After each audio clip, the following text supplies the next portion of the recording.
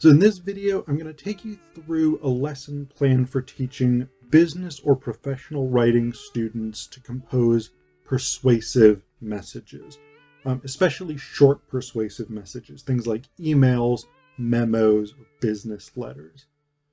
Now, a lot of what I cover in my lesson about persuasive messages is the same kind of rhetorical content that I would cover in my first year writing classes. And I've got a lot of videos about rhetoric and fundamental rhetorical concepts. In particular, I cover the three classical appeals of ethos, pathos, and logos.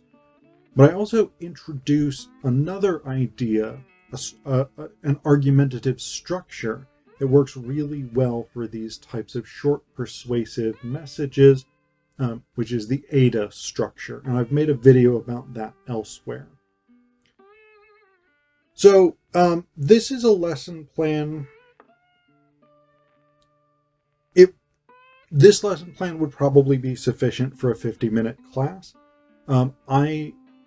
This semester I'm teaching 75-minute Tuesday, Thursday classes. And so on the same day that we cover writing persuasive messages, I also teach my students about memo format and email format, because those are things that are important to the particular project that I'm having them do. So that works pretty well in terms of a 20 to 25-minute lesson, something like that. And then you can switch over to writing persuasive messages. So what I start with is actually a lesson plan that I tend to do in my first year composition classes, where on the three, other than the front wall, on the three other walls of the classroom, I will tape up the name of one of the classical appeals. So maybe ethos on the wall over here, logos in the back, and pathos on that wall, whatever it is, whatever order you want to put them in. Then I actually start by having the students in business writing briefly remind us of what each of these appeals is about. So I ask someone to define ethos, and they tend to say credibility or something like this. The author's authority. Sometimes they will say the author's ethics. And so I talk about the two major components for me of ethos.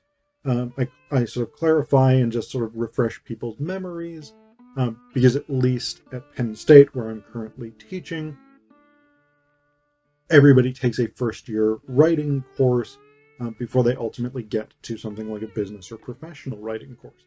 So everybody should have a little bit of a background in the three appeals. But I clarify that ethos is both knowledge, authority, experience, education, those sort of credentials, but it's also the ethical character of the speaker, their goodwill, their benevolence, their trustworthiness, etc., etc. Define logos. Typically, people will say either logic or facts and evidence.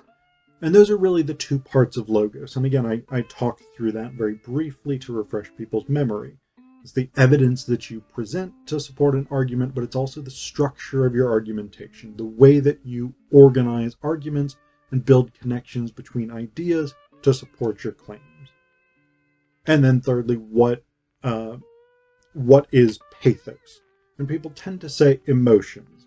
And again, pathos has two major components in my view, not only evoking emotions from the audience, but also appeals to their values or to things that are important to the audience. So I refresh people's memory about that.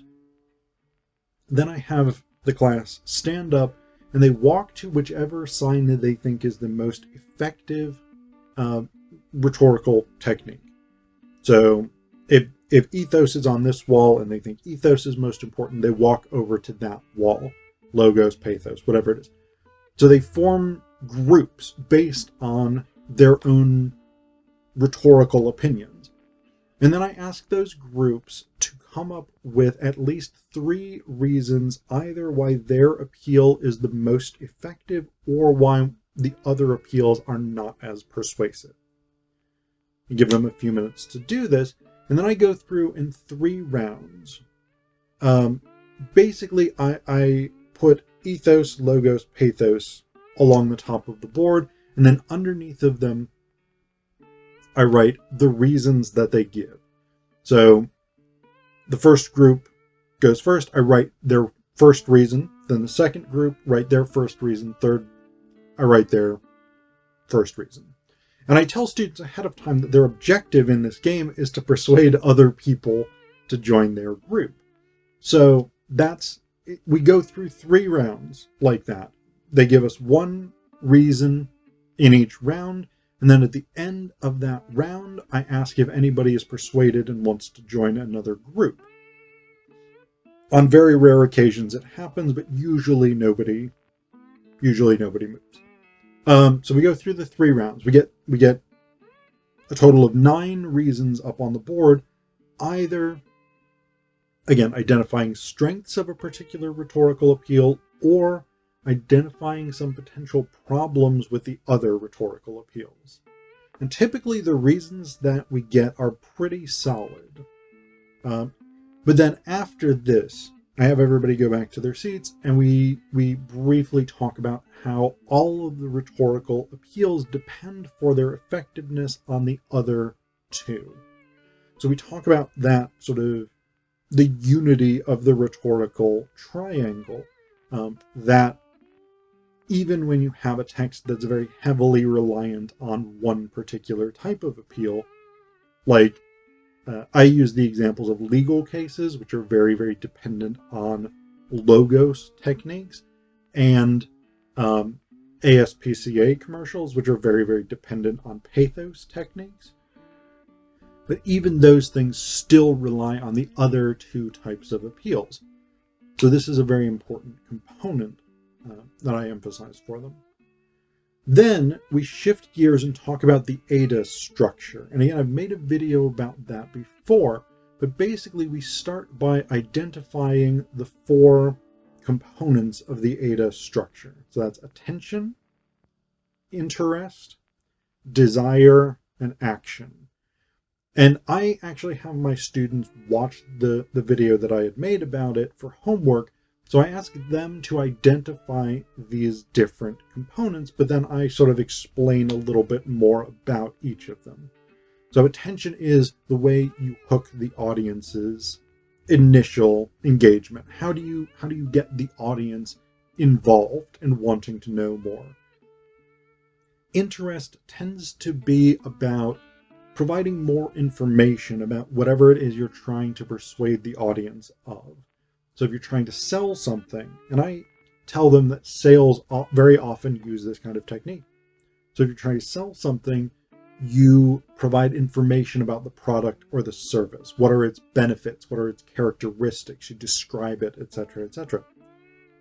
Desire, you shift the focus a little bit toward the audience more directly. Why would it benefit you to do whatever it is that I'm asking you to do?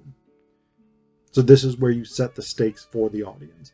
And then with action, you give the audience a concrete thing that they need to do if they want to comply with whatever you're asking them to do. So we talk through that structure.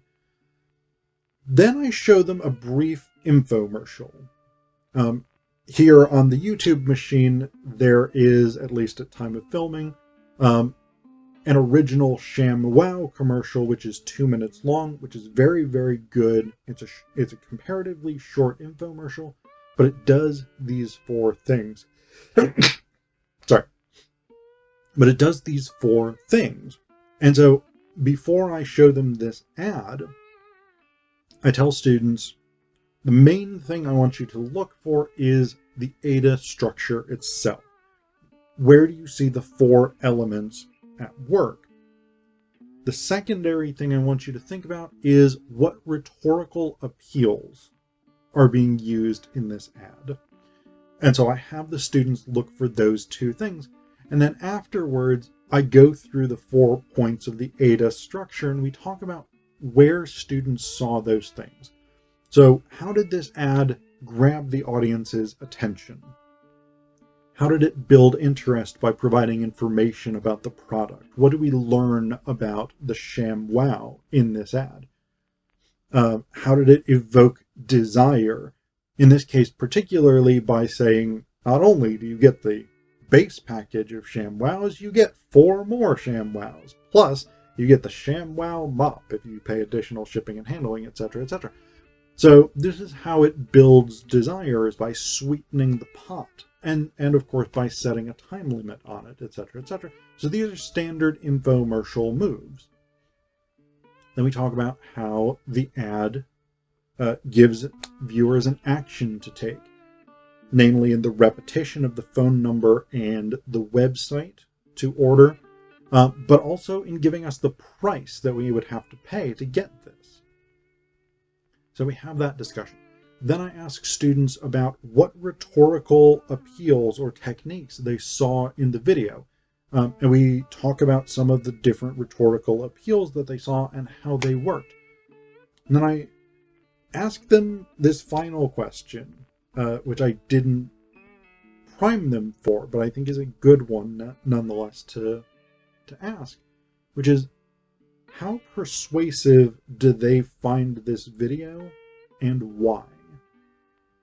So I think that's a really good question. And I've gotten a lot of different answers. Some people find it very persuasive because of the sales technique, because of the demonstrations, because of the practicality of the ShamWow as a product, etc., etc. Some people find it less persuasive, sometimes because they just inherently don't trust infomercials that much, sometimes because they feel like it's not being marketed to university students. It's being marketed more toward adult homeowners, etc., etc. So you get to have these good discussions about whether or not this is an effective, persuasive message.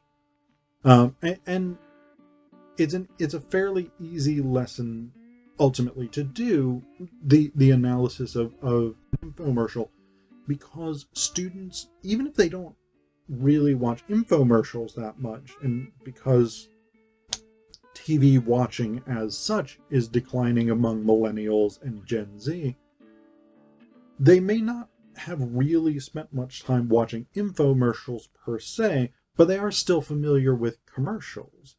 So this is something that they can talk about because they have some of that experience in their background.